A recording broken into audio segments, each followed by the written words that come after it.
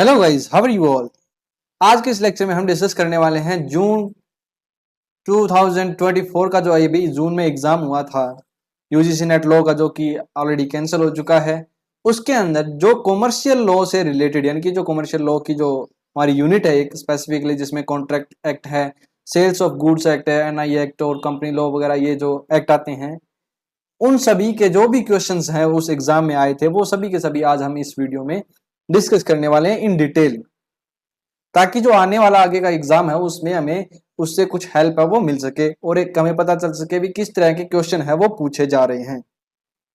तो अगर आप इस चैनल पे पहली बार आए हैं तो इस चैनल को सब्सक्राइब कर लें और बेल आइकन दबाएं, जिससे कि जब भी नई वीडियो अपलोड हो तो उसका नोटिफिकेशन आपको जरूर मिल जाए।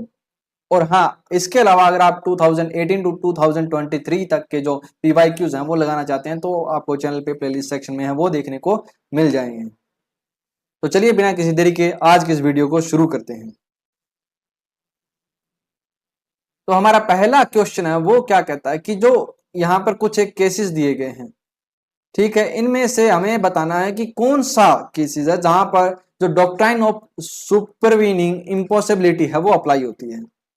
तो ये कुछ हमारे पास केसेस हैं, जैसे कि डिफिकल्टी टू परफॉर्मेंस, किसी भी कॉन्ट्रैक्ट को परफॉर्म करने में हमें डिफिकल्टी आ रही है, तो क्या वहां पर ये जो है डॉक्ट्राइन वो अप्लाई होगा। क्या हमें हमारे साथ में कुछ कॉमर्शियल इम्पॉसिबिलिटीज आ रही हैं, जैसे कि फंड्स नहीं मिल रहे या कुछ इस तरह की कॉमर्शियली से रिलेटेड इन्वेस्टमेंट्स के रिगार्डिंग ऐसी कुछ इम्पॉसिबिलिटीज हो चुकी हैं, तो क्या वहां पर ये अप्लाई होगा। या फिर कोई कंपनी में कहीं पर स्ट्राइक हो चुकी है या लॉकआउट हो चुका है, तो क्या वो यहाँ पर इंपैक्ट डालेगा उस कॉन्ट्रैक्ट की परफॉर्मेंस पे, क्या वो कॉन्ट्रैक्ट का जो परफॉर्मेंस है वो इम्पॉसिबल हो जाएगा। आउटब्रेक ऑफ वॉर या फिर डिस्ट्रक्शन ऑफ सब्जेक्ट मैटर, तो इनमें से है कौन सी सिचुएशन है जिसपे ये जो डॉक्ट्राइन है वो अप्लाई होगा। तो सिंपली कहें तो अगर किसी भी कॉन्ट्रैक्ट को परफॉर्म करने में कोई डिफिकल्टी आ रही है तो वो ये नहीं कहता कि यहाँ पे इस कॉन्ट्रैक्ट को परफॉर्म ही नहीं किया जा सकता।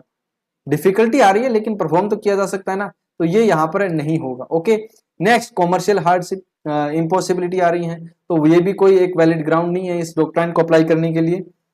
नेक्स्ट आता है स्ट्राइक और लॉकआउट, तो ये भी एक कोई वैलिड ग्राउंड नहीं है इसको अप्लाई करने के लिए, क्योंकि स्ट्राइक कभी भी खत्म हो सकती है, लॉकआउट कभी भी हटाया जा सकता है। लेकिन इन सिचुएशन कहीं पर वार अराइज हो चुकी है, तो ऐसी सिचुएशन है तो उस कंडीशन में यहाँ पर जो डॉक्ट्राइन ऑफ सुपरवेनिंग इम्पॉसिबिलिटी है वो अप्लाई हो सकता है। और अगर मान लीजिए कोई कॉन्ट्रैक्ट का सब्जेक्ट मैटर है वही डिस्ट्रॉय हो गया, तो वो भी यहाँ पर सुपरवेनिंग इम्पॉसिबिलिटी डॉक्ट्राइन यहाँ पे कवर करता है। मान लीजिए फॉर एग्जांपल अक्सर हमें कॉन्ट्रैक्ट लॉ में कुछ एक एग्जांपल मिलते हैं, जैसे कि एक ये है कि यहाँ पर मान लीजिए एक सिंगर होता है, उसको बुलाया जाता है एक कॉन्सर्ट हॉल में गाने के लिए। अब वो जिस हॉल में गाने के लिए आने वाला था, अपना सॉन्ग करने के लिए आने वाला था, परफॉर्मेंस देने के लिए आने वाला था, उस हॉल में ही आग लग जाती है, उस हॉल में ही आग लग जाती है, जिससे कि वो यहाँ पर पॉसिबल ही नहीं है, क्योंकि वहां पर उस कॉन्ट्रैक्ट में जो ये हॉल वाला सब्जेक्ट मैटर था वही डिस्ट्रक्ट हो चुका है। तो ऐसी सिचुएशन में यहाँ पर सुपरवीनिंग इम्पॉसिबिलिटी है वो अप्लाई हो जाती है। तो ये जो डी और ई है वो यहाँ पर राइट होगा, तो ऑप्शन नंबर इसका 4 है वो राइट होगा। और इम्पॉसिबल जो कॉन्ट्रैक्ट है वो बाकी ये सेक्शन 56 में, और उसके कुछ अगर अदर प्रोविजंस इफेक्ट वगैरह की बात करें तो वो 65 में भी इसके बारे में डिस्कशन किया गया है। और इसके अलावा अगर हम सुपर इम्पॉसिबिलिटी की इन दो के अलावा और कहाँ कहाँ पे अप्लाई हो सकता है, तो वो हो सकता है एक तो डेथ के केस में, ये कोई सी इलनेस की वजह से पर्सनल, जैसे मान लीजिए कोई ऐसा कॉन्ट्रैक्ट है जो कि सिर्फ वही व्यक्ति परफॉर्म कर सकता था, तो उस कंडीशन में भी वो इम्पॉसिबल हो जाता है। या फिर कह सकते हैं हम कोई लॉ में ही चेंज हो गया है, चेंज इन लॉ, तो अब वो जो कॉन्ट्रैक्ट था वो अब वैलिड ही नहीं रहा किसी लॉ के चेंजिंग की वजह से, तो ऐसी कंडीशन में भी अप्लाई किया जा सकता है। या फिर non existence of particular of state of things, अब जो उस कॉन्ट्रैक्ट की थिंग्स थी उनकी एग्जिस्टेंस ही अभी उस पार्टिकुलर स्टेट ऑफ थिंग्स है, उनकी एग्जिस्टेंस ही नहीं रही है, तो भी ये यहाँ पर जो ये डॉक्ट्राइन है वो अप्लाई हो जाएगा। और ये जो ऊपर वाले यहाँ पर हम कह सकते हैं ये कुछ एक्सेप्शन में भी आ सकते हैं, जैसे कि कॉमर्शियल इम्पॉसिबिलिटी एक्सेप्शन है इसकी, जहाँ पे ये अप्लाई नहीं होता। Failure of one of the object, मान लीजिए किसी कॉन्ट्रैक्ट में है 3-4 ऑब्जेक्ट हैं, लेकिन उनमें से कोई एक ऑब्जेक्ट है वो उसको परफॉर्म नहीं कर सकते, वो फेलियर हो गया, तो इसका मतलब ये नहीं है कि बाकी के भी हो जाएंगे, नहीं, ये वहां पर जो परफॉर्म किए जा सकते हैं। सेल्फ इंड्यूस्ड इम्पॉसिबिलिटी आ जाती है, खुद की वजह से कोई ऐसी कंडीशन अराइज होगी कि अब उसको पॉसिबल ही नहीं है, तो उस कंडीशन में भी यहाँ पे कंपनसेशन वगैरह का वो जो है कंसेप्ट अराइज हो जाएगा। आई होप कि आपको ये चीजें क्लियर है। तो ऑप्शन नंबर 4 इसका राइट आंसर है। नेक्स्ट क्वेश्चन आता है, क्वेश्चन क्या कहता है ये कि यहाँ पर हमें जो है 4 सेक्शन दिए गए हैं। अब इनमें से हमें बताना है कि कौन सा सेक्शन है वो डील करता है या प्रोविजन ले डाउन करता है किसके बारे में, rights and obligation of a party to a voidable contract after it is rescinded. यानी कि एक कॉन्ट्रैक्ट है वो रद्द हो गया जो कि वॉइडेबल था, तो उसके बाद में पार्टी के राइट और ऑब्लिगेशन है वो कौन से सेक्शन में दिए गए हैं। तो हम चलिए इनमें से इन चारों के चारों सेक्शन के बारे में जान लेते हैं, क्या क्या कहते हैं ये चारों सेक्शन। जो सेक्शन 63 क्या कहता है कि जो प्रोमिसी है वो मे डिस्पेंस विद और remit the performance of promise, यानी कि जो प्रोमिस है उसको डिस्पेंस कर सकता है उसकी परफॉर्मेंस को, या उसमें से कुछ ऐसा पोर्शन है उसको डिस्पेंस कर सकता है, छोड़ सकता है। तो ये हमारा इसका राइट आंसर नहीं होगा। अब 64 है वो किसके बारे में बात करता है, consequences of recession of voidable contract, यानी कि वॉइडेबल कॉन्ट्रैक्ट है उसके रद्द होने के कॉन्सिक्वेंसेस क्या होंगे, यानी कि क्या राइट या ऑब्लिगेशन है उन पार्टीज के ऊपर आ जाते हैं। तो इसके बारे में सेक्शन 64 में दिया गया है, तो ये होगा इसका राइट आंसर। कौन सा, 64। अब 65 है, सेक्शन 65 वो किसके बारे में बात करता है, सेक्शन 65 कहता है obligation of person who has received advantage under the void agreement or a contract that becomes void, यानी कि कोई ऐसा कॉन्ट्रैक्ट था जो कि void था, उसको void होने से पहले उसके पास में किसी भी तरह का कोई एडवांटेज आ गया है, तो उस कंडीशन में उसके क्या ऑब्लिगेशन हुए, क्या उसको वो जो भी एडवांटेज मिले उसको वापस देने पड़ेंगे, नहीं देने पड़ेंगे, इसके रिगार्डिंग ये जो सेक्शन हमारा 65 है वो प्रोवाइड करता है provisions. I hope it is clear.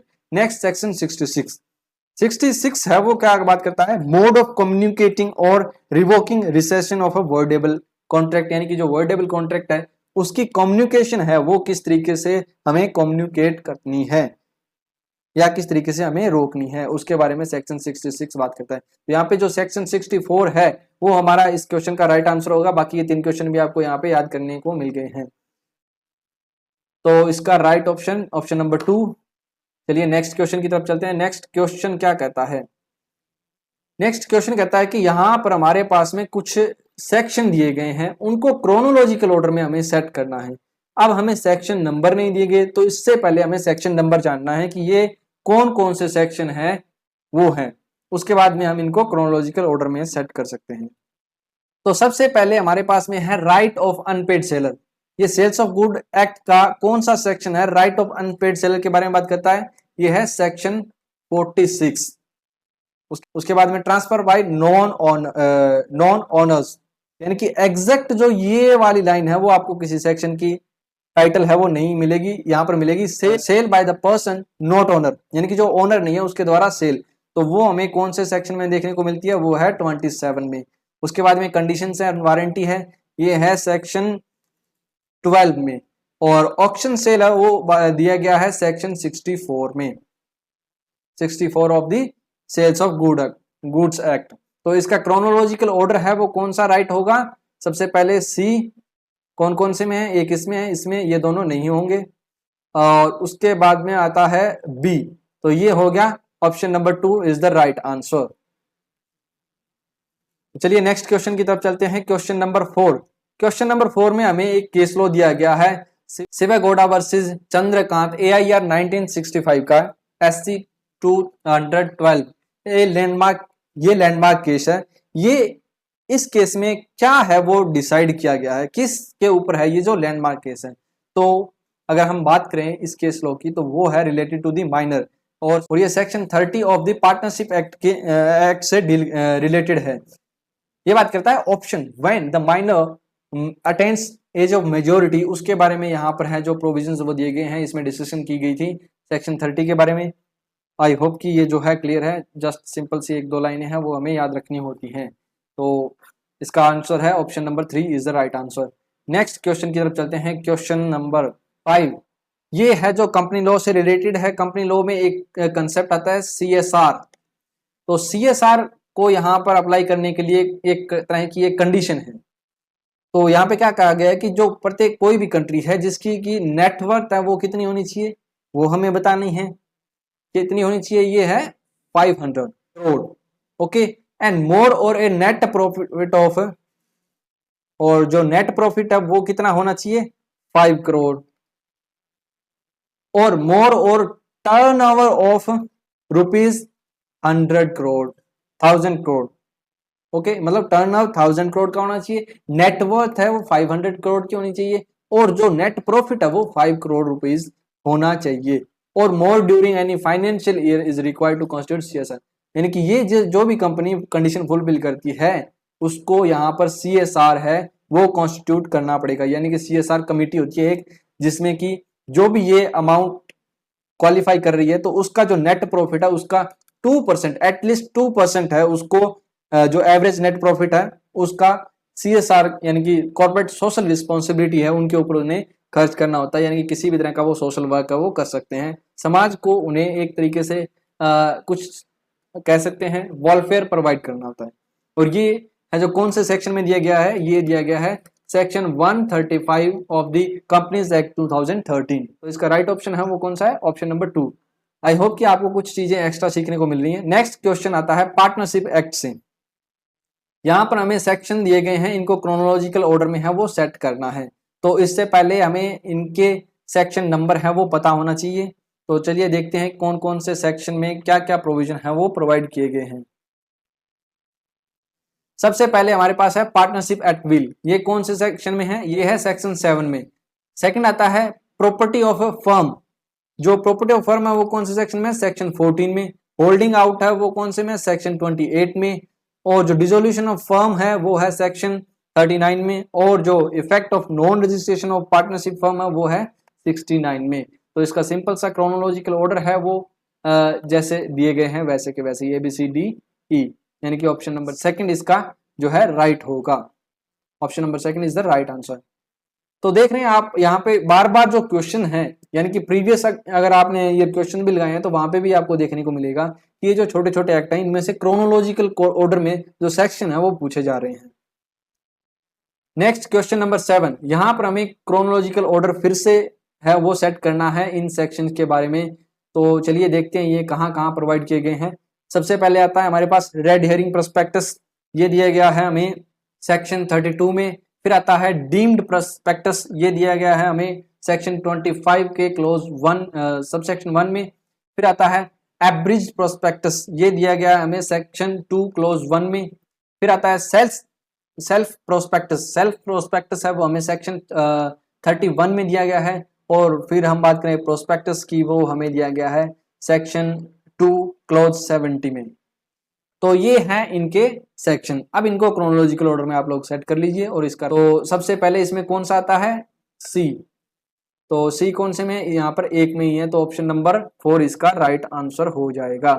चलिए फिर नेक्स्ट क्वेश्चन की तरफ चलते हैं। क्वेश्चन नंबर 8, यहाँ पर हमें लिस्ट दी गई है, एक तरफ केसेस हैं, दूसरी तरफ उनसे रिलेटेड कंसेप्ट है, यानी कि कौन से केस में क्या कंसेप्ट है वो दिया गया, या वो केस है वो कौन से कंसेप्ट से रिलेट करता है। सबसे पहले हमारे पास केस आता है रंगन्या कामा वर्सेस अलवर सेठी। ये जो केस है वो कब का है, ये केस है 1889 का, और ये रिलेट करता है कोर्शन से। नेक्स्ट हमारे पास आता है मन्नू सिंह वर्सेस उमदत पांडे, ये केस है वो है 1890 का, और ये रिलेटेड करता है अनड्यू इन्फ्लुएंस से। एक्चुअली इस केस में क्या हुआ था, यहाँ पर जो है एक व्यक्ति है उसको उसके गुरु के द्वारा कहा गया था किसी भी तरीके से, तो उसने है जो अपनी जितनी भी प्रॉपर्टी थी वो गिफ्ट कर दी थी अपने गुरु को। तो यहाँ पर इस केस में क्या डिसाइड हुआ था कि उसने अनड्यू इन्फ्लुएंस, यानी कि अपने गुरु के इन्फ्लुएंस में आकर के ऐसा काम किया गया था, तो ये इससे रिलेटेड है।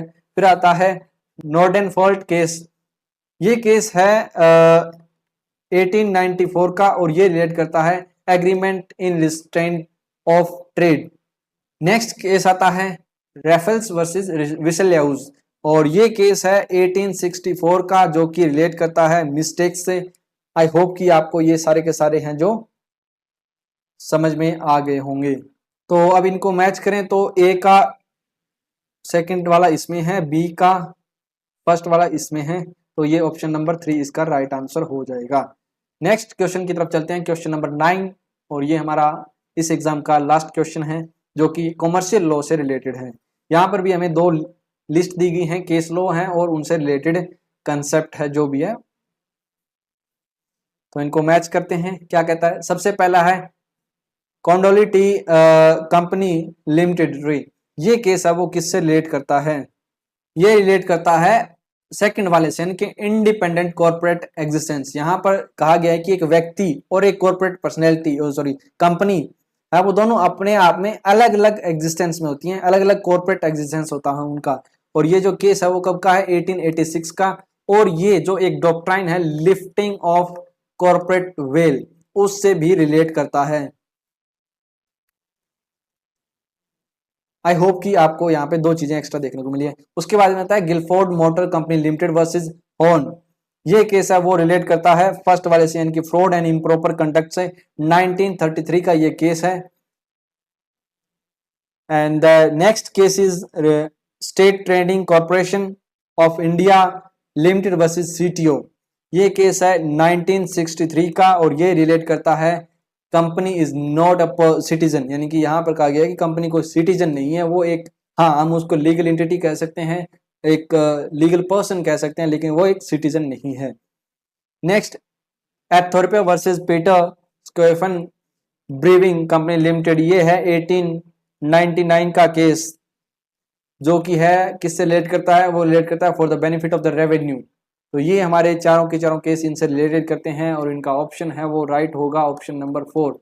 तो ये है हमारा छोटा सा आज का लेक्चर, जिसमें कि हमने जो जून 2024 में जो हमारा एग्जाम हुआ था जो कि कैंसिल हो गया था, उसमें जो भी क्वेश्चन पूछे गए थे कॉमर्शियल लॉ से रिलेटेड वो थे। तो आपने देखा कि इसमें किस तरीके से सेक्शन बेस्ड क्रोनोलॉजिकल ऑर्डर में और केस लॉ बेस्ड है वो क्वेश्चन ज्यादा पूछे गए थे, कंसेप्चुअल इतने ज्यादा नहीं आए थे। और जनरली हर एक एग्जाम में ऐसा ही पैटर्न कुछ इस यूनिट के रिगार्डिंग देखने को मिलता है।